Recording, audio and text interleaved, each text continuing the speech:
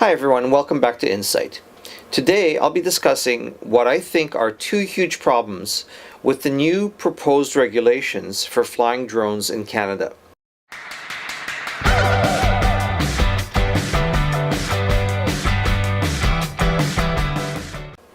So Transport Canada is now gearing up to releasing the final regulations that are going to apply to all drone flyers here in Canada.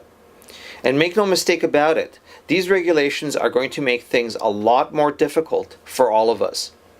One of the main changes with the proposed regulations is to get rid of the distinction between professional and amateur drone pilots. With the new proposed regulations, the emphasis is supposedly on safety. The kind of license that you will need to get to fly your drone is going to be dependent on the size and weight of your drone. Let me just remind you of how the government is proposing to change the law. In essence, there are going to be three categories of drone flyers. Category number one, very small drone operations, which is basically any drone that weighs more than 250 grams up to 1 kilogram. Category number two, limited operations, which is basically any drone more than 1 kilogram up to 25 kilograms, and which flies in rural environments. Category number three, complex operations, which is any drone that weighs between 1 kilogram and 25 kilograms and which is going to fly in both rural and urban environments. According to the government, most recreational flyers are going to fall into the very small drone operations category. If you fall into this category, you will need to follow certain rules, such as mark your device with your name and contact information, pass a basic knowledge test, have liability insurance, fly at least 5.5 kilometers from airports, etc., etc. But this category is basically going to be geared toward recreational flyers. The other two categories, the limited operations and the complex operations categories, are supposedly going to apply to more professional kinds of operations. This means that in order to get certified to fly under these categories, you will need to pass much more stringent requirements. The most stringent requirements are going to be required if you plan on getting the complex operations certification. Now, there are two things about the regulations as they are proposed that absolutely do not make any sense. Firstly, making the weight limit of the very small drone operations category up to 1 kilogram is absurd because most recreational drone operators fly drones that weigh up to 2 kilograms. For example, the Phantom series of drones weigh just over 1 kilogram. The Mavic, on the other hand, weighs about 750 grams. So most recreational flyers are going to fly drones that weigh between 250 grams and 2 kilograms. So to limit the very small category to 1 kilogram is basically going to divide recreational flyers into two categories, since most fly drones that weigh anywhere between 250 grams up to 2 kilograms. Now, I have a theory about why the government is doing this, and I will tell you about my theory in a minute. But first, I just want to talk a little bit about the common sense reality of making one category 250 grams up to 1 kilogram, and then the other two categories between 1 kilogram and 25 kilograms. Because clearly there's a huge gap between 1 kilogram and 25 kilograms. There's no doubt that a drone flyer is going to do a lot more damage with a drone that weighs 25 kilograms compared to a drone like the Phantom, for example, that weighs maybe 1.5 kilograms. Most professional drones weigh more than 2 kilograms. So to lump recreational drones like the Phantom with the more professional greater than 2 kilogram drones makes absolutely no sense at all. In fact, I'm not even sure that categorizing drones according to their weight makes any sense, because there are a lot of factors that contribute to safety beyond just the weight of a drone. For example, a Mavic flying in sports mode at a very high rate of speed can do a lot of damage. A Phantom, on the other hand, that is flown reasonably and responsibly is going to be very safe.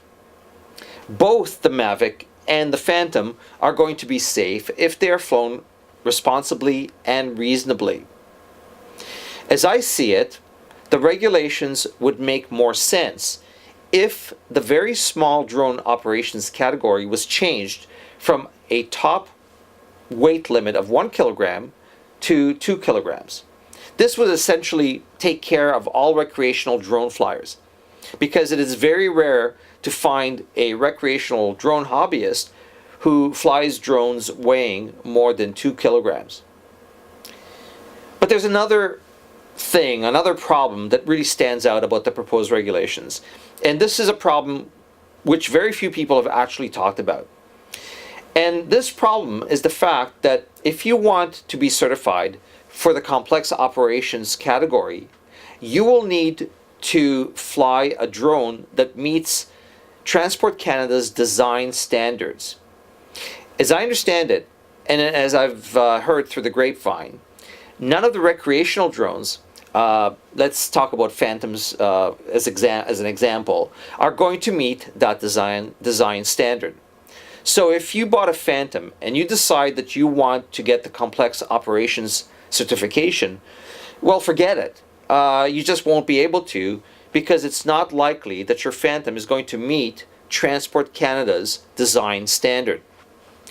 And why would you want to get the complex operations certification? Well, if you intend to fly anywhere near an urban environment with your Phantom, you will need to get the complex operations certification. Yeah, you will be able to get the limited operations certification if you want to, but that will only allow you to fly your drone in remote areas that are going to be very difficult to get to. There's no doubt that most recreational drone flyers will probably eventually give up and won't bother to fly their drones. After all, does it make a lot of sense to drive 2 to 3 hours outside of the city where you will legally be able to fly your drone? 2 hours of driving to be able to fly your drone for maybe an hour or so. I think that most people would sooner give up flying than having to jump through these kinds of hoops to enjoy their hobby. Now, if drones like the Phantom are categorized under the very small drone operations category, this problem basically goes away. And this is why I believe that the government needs to change the top weight limit of the very small drone operations category from 1 kilogram to 2 kilograms. This will, at the very least, make the new regulations somewhat palatable. Now, there are, of course, other issues that I haven't talked about. For example, the need to get $100,000 liability insurance, which can also be very problematic for recreational drone flyers. But I do believe that if the weight categorization is changed, all the other issues are not nearly as problematic. So let me talk a little bit about my theory as to why the government is implementing such strict and limiting weight categorizations. I'll begin by telling you that I went to the Transport Canada Unmanned Aircraft Systems public engagement session on September the 26th. And it was a very interesting meeting. But one of the most interesting things that happened there was that during the questions and answers part of the session, a number of people got up to make comments and ask questions. And these people actually said that the proposed regulations are not strict enough. That's right. A number of people actually wanted Transport Canada to make the regulations even stricter.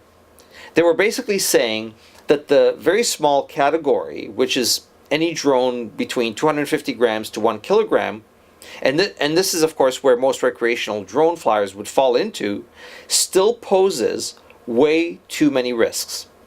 As I understood it, they wanted stricter regulations imposed on that category.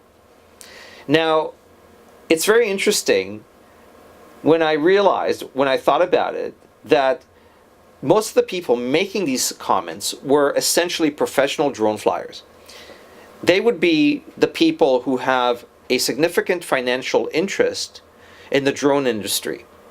I think that their concern is that recreational drone flyers will cut into their territory and potentially take business away from them. After all, the new regulations are about safety and not about whether or not you are a professional or a recreational drone flyer. So potentially, recreational flyers can go out and earn money from their hobby. It is not inconceivable that someone with a Phantom 4 Pro, which has an amazing camera on board, can do professional work with this drone. So this can potentially cut into professional drone facilities' business and perhaps even make them irrelevant in the future. So I believe that making the very small category max out at 1 kilogram is Transport Canada's attempt to deal with the fears that large professional drone facilities have about what the new regulations may bring in the future. So let me know what you think. Do you agree that the government needs to change the very small drone operations category to be up to 2 kilograms, or do you believe that the proposed regulations are fine just the way they are? If you have any comments, please post them below, and don't forget to subscribe. It'll really make my day. Take care for now, and I will see you later.